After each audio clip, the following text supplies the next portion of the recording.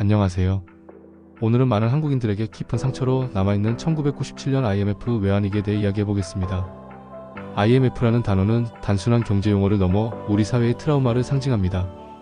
그 시기 한국은 급속한 경제성장 뒤에 숨겨져 있던 문제들이 한꺼번에 터지며 큰 고통을 겪었습니다. 오늘 영상에서는 그 당시 어떤 일이 있었는지 살펴보고 지금 한국과 비교했을 때 닮은 점과 다른 점이 무엇인지 살펴보겠습니다. 그리고 우리가 앞으로 할 수 있는 준비와 해결책에 대해서도 함께 생각해 보겠습니다. 이 영상은 공포를 조장하려는 목적이 아니라 과거의 교훈을 되새기고 오늘을 돌아보자는 취지입니다. 판단은 여러분의 몫입니다. 먼저 1990년대 한국은 눈부신 경제성장을 이루었습니다. 한강의 기적이라고 불릴 정도로 산업화와 수출이 빠르게 확대되었고 많은 기업들이 세계 무대에서 경쟁력을 키워갔습니다. 사람들은 내일이 오늘보다 더 나을 것이라 믿었습니다. 하지만 이 화려한 성장 뒤에는 위험이 숨어 있었습니다. 당시 한국 기업들은 은행에서 돈을 빌려 공격적으로 사업을 확장했습니다.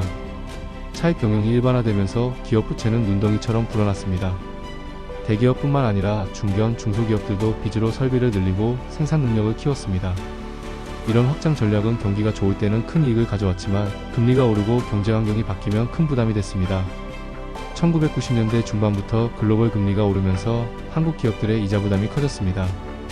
동시에 신흥국 위기로 투자 심리가 위축되었고 수출이 둔화되면서 기업들은 매출이 줄어들었습니다. 하지만 빚은 줄어들지 않았습니다. 외국인 투자자들은 한국 경제의 건전성에 의문을 가지기 시작했습니다. 한국의 무역수지 적자가 커지고 경상수지가 악화되면서 불안은 확산됐습니다. 당시 한국 경제의 가장 큰 약점 중 하나는 외환 보유액이 너무 부족했다는 것입니다. 해외에서 달러를 빌려 사업을 돌렸는데 위기가 오자 갚을 달러가 부족해졌습니다. 해외 투자자들은 한국이 빚을 갚지 못할 것이라고 판단하고 자금을 급속히 빼가기 시작했습니다. 한국 정부는 외환이 바닥나면서 IMF의 긴급 지원을 요청할 수밖에 없었습니다. IMF와 맺은 구제금융 협약에는 혹독한 구조 조정이 따랐습니다. IMF 시절 한국 사회가 겪은 변화는 충격적이었습니다. 수많은 기업들이 문을 닫거나 해외 자본에 인수됐습니다. 대기업들조차 계열사를 팔아야 했고 많은 기업이 사라졌습니다. 실업률이 폭발적으로 증가했습니다. 평생 직장이 사라졌고 중산층이 붕괴되었다는 평가도 나왔습니다. 자영업자들은 줄줄이 폐업하고 가게는 빚에 허덕였습니다.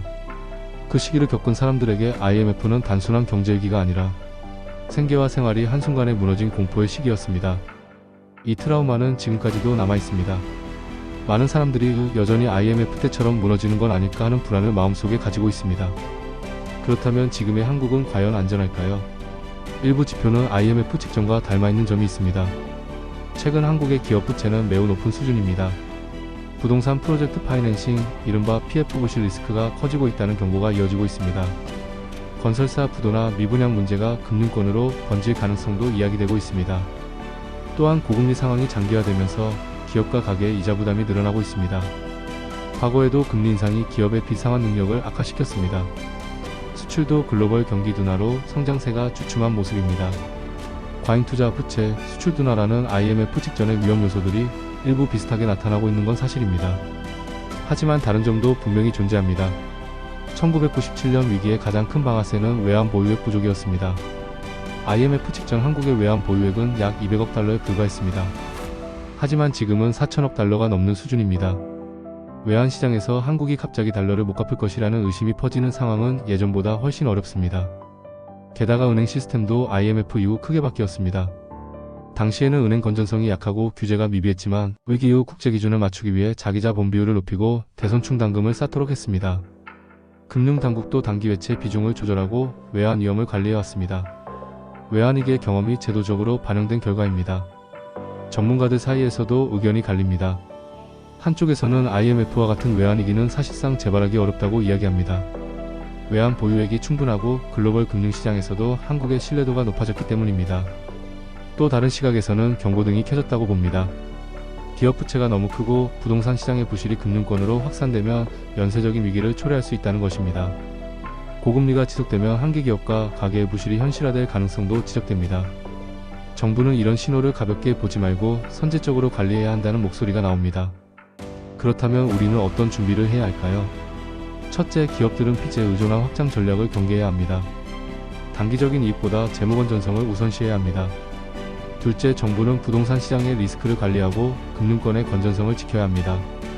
부동산 부실이 금융권으로 전이되는 것을 막기 위해 선제적으로 점검하고 조치를 취해야 합니다.